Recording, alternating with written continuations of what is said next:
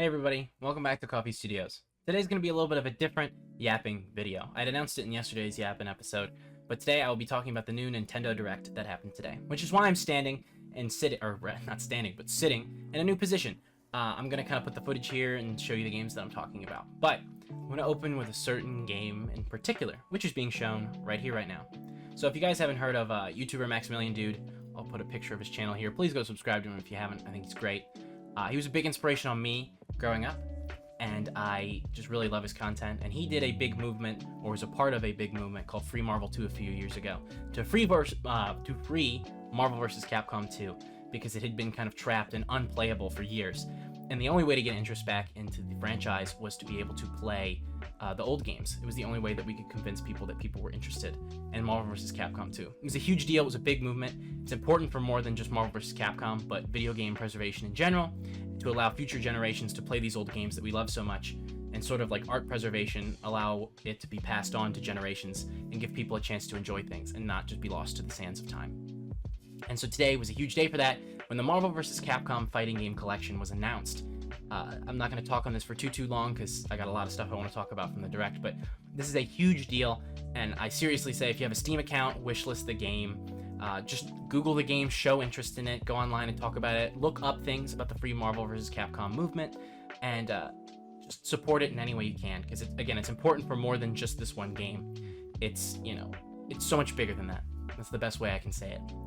So with that being said, and opening up with Marvel vs. Capcom, let's jump right into the rest of the Direct. Up first, we had a new Mario and Luigi game. Super exciting, it looks great. I haven't played a Mario and Luigi game since Inside Story on the DS, but I do think it looks really interesting. I always liked the Mario and Luigi games for their certain art style that they have and their charm, and the Switch version looks no different, just a sexier, sleeker, better version of what we used to have on the DS, and it seems to still have all of that charm and the cool duo attacks between Mario and Luigi, so I can't complain. It looks like it's going to be a really good time. I hope it lives up to how it looks. A quick little thing I also want to mention was the NES World Championship.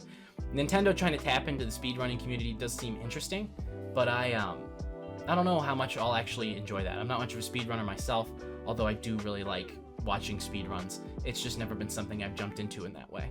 But I think adding that as an option, online speedrunning against other ghosts, and built-in speedrunning tools and leaderboards for the online Switch system, I think is cool, because a lot of speedrunning takes place on PC. So giving people a way to do that on the Switch itself if they don't have the hardware, I think is really cool. It makes it easier for people to participate in that community, so big thumbs up for me on that. A new Square Enix game from the original Final Fantasy creator with Nobuo Uematsu's music. That's incredible. Called Fantasia. I think it had a longer name than that, but that's what I wrote down. I'm excited. I love the Final Fantasy games. I've talked about them on this channel multiple times. Some of my earliest videos on this channel were me playing FF14. And I don't know, it's just really exciting to see them working on a new franchise, because Final Fantasy's kind of moved into the hands of new creators these days in the modern era. So seeing the original people go back and make new stuff in a new world, but still in a fantasy setting, is really interesting. And I hope that it can live up to, the high standard that it has to meet, just to be frank. But I'm very excited to check that out. I think it could be interesting, it could be really fun, and hopefully a really solid RPG. But I don't know, I gotta wait and see. The footage I saw today excited me, but again, it seems like one of those games you're gonna really have to wait for people to get their hands on to know if it's good or not. After that, we had this indie game called Mio, which looked really, really interesting. I'm always a sucker for artsy 3D platformers. I loved Gris. Celeste is really cool, but I haven't played it, but I've seen lots of footage. I love the art of it. Games like the new modern Prince of Persia game, all of that I think is just really awesome. You can do so much with that style. And Mio looks no different. It looks like an interesting sci-fi setting. Kind of reminded me of some of the art from Almost Destiny in a way, like the Vex. So interested to see where that game goes. Definitely worth shouting out. I have to say this, even though it's a bit. It feels like every time we get a Nintendo Direct, announce another farming sim.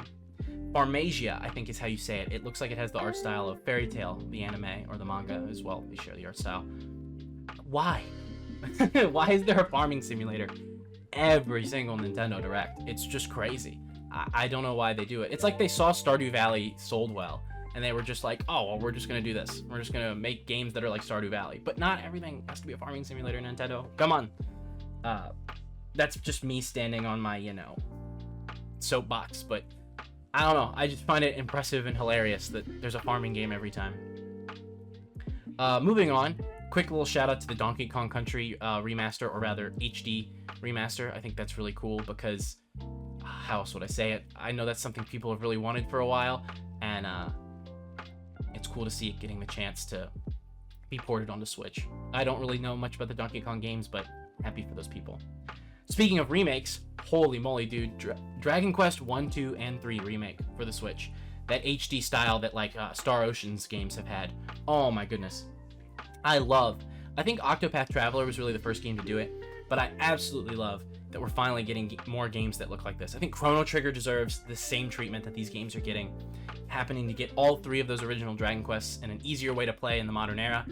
So exciting, super, super happy that that's happening. Just, I have nothing else to say other than I'm excited. It looks gorgeous. I'm really excited to jump into it. I remember playing Dragon Quest a lot as a kid, and while I haven't had the chance to play a lot of the modern ones, this looks like a great way to get me to jump back into the franchise because I absolutely love that 2D, 3D art style mix people have been doing. Just super, super happy that's happening.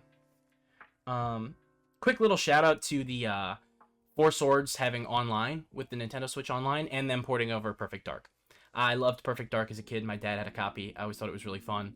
And Four Swords actually having online multiplayer along with being in the Game Boy emulator is just cool. I just think that's really neat that you're actually going to be able to play with friends online with that game. Because I think that was a cool part of playing with the Game Boys with it, was being able to play with friends. So being able to do that now on Nintendo Switch Online is really sick. I already talked about the Marvel vs. Capcom collection, so we'll jump over that again. The Mario Party game looks awesome. It looks like it's the biggest Mario Party they've ever done, which is awesome.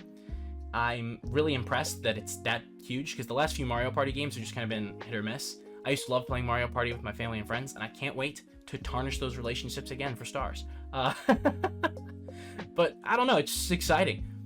I've missed the ability to like play Mario Party with family and friends because the newer ones have just kind of been okay. So being able to see a big one that has lots of different ways to play so that every time you get a group together, there's a new and interesting way to play the game, I just think that's really cool. So I'm excited to see where that goes. Now, obviously, if you know me and you've seen any of my reviews of games in the past and stuff, big Legend of Zelda fan. So the new Legend of Zelda game announced today is very exciting. Actually getting to play as Princess Zelda is super, super cool. I'm really, really pumped to be able to see where that game goes. I think it's awesome that despite it being in the style of the Link's Awakening remake, it still has, or is at least attempting, I should say, because we haven't played the game yet, to have that open freeform puzzle solving that Tears of the Kingdom has. You know, not holding you to the constraints of a specific dungeon or a specific way to play. I think that's really, really cool. I loved that in Tears of the Kingdom. Tears of the Kingdom was my game of the year last year, and being able to experience that in a 2D Zelda format is something I am just beyond excited for. I really think it's cool. I really think it's promising, and I hope it ends up being as good as it seems, because as a Zelda fan, I love seeing the franchise move in a new direction and not just playing as Link again. Again, I think it's cool we get like a mage aspect and get to play as Zelda. I mean, it almost has like Diablo 2 gameplay where you can summon minions to fight for you like you're a necromancer or something. It's kind of insane the way they're going with the game and giving you that freedom. It's just so exciting. I think it's really, really awesome. So I'm super pumped for that. I don't know if I'm looking into this next thing a little too much, but PlayStation games from PlayStation Studios coming to Switch.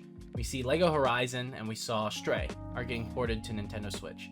I wonder if this is a sign that more PlayStation Studios games will soon come to Switch, as the Switch 2 is rumored to be as powerful as the PS4.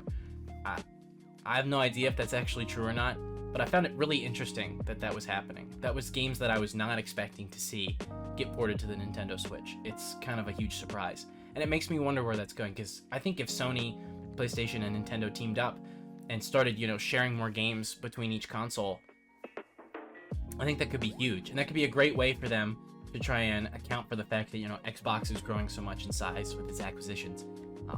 I think the two of them together could be a powerhouse, and I would love to see more collaborations like that, especially because I know those relationships were strengthened by Smash Brothers, having a lot of guest characters from Sony and PlayStation. So we'll see where that goes, but I just thought it was worth mentioning because it kind of surprised me that that was happening. It was definitely not something I expected from today's Direct whatsoever.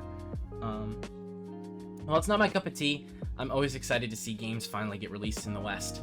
So seeing Ace Attorney get some of the games that have been, region locked to Japan for a while finally get ported over to the United States. I think that's really cool because there's a lot of fans over here who I know love Ace Attorney, some personal friends of mine, some YouTubers who stream it.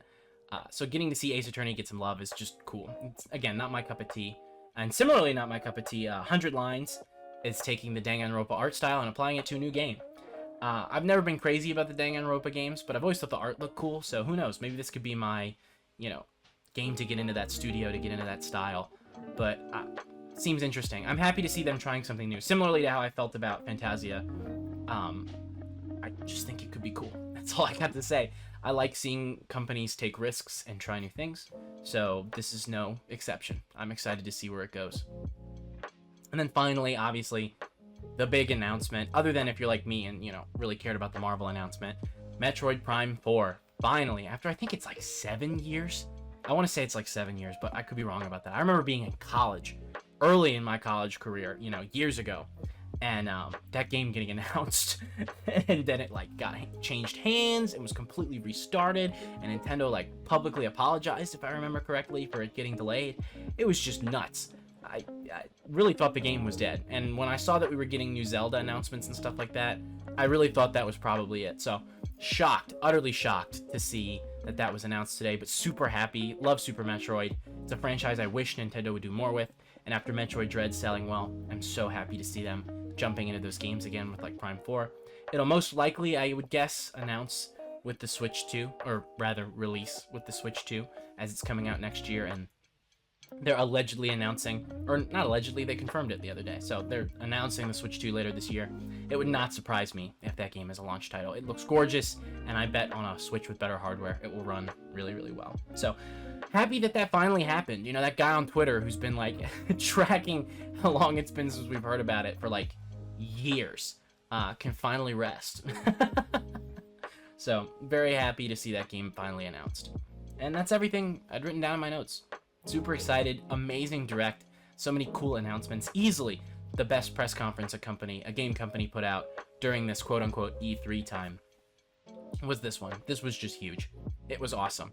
And I'm so excited to see so many cool announcements get announced at this Nintendo Direct, because I was really surprised that so much stuff was announced today that I'm personally excited for. And a Direct is usually one of those things where there's a lot of different stuff for a lot of different people, and usually you just get one or two things that you're excited for. But to really have a true handful of content coming out that I'm just super pumped for is awesome. Just super happy about that. But what did you guys find exciting about the Nintendo Direct? What games are you excited for? Was it something I didn't even mention? Please leave a comment down below. I would love to talk about it with everyone in the comments. And again, support the Free Marvel 2 movement, or I guess Marvel 2 has been freed, so support Marvel 2. Support the fighting game collection. It's a huge deal for games in general. Like I said, wishlisted on Steam, all that stuff.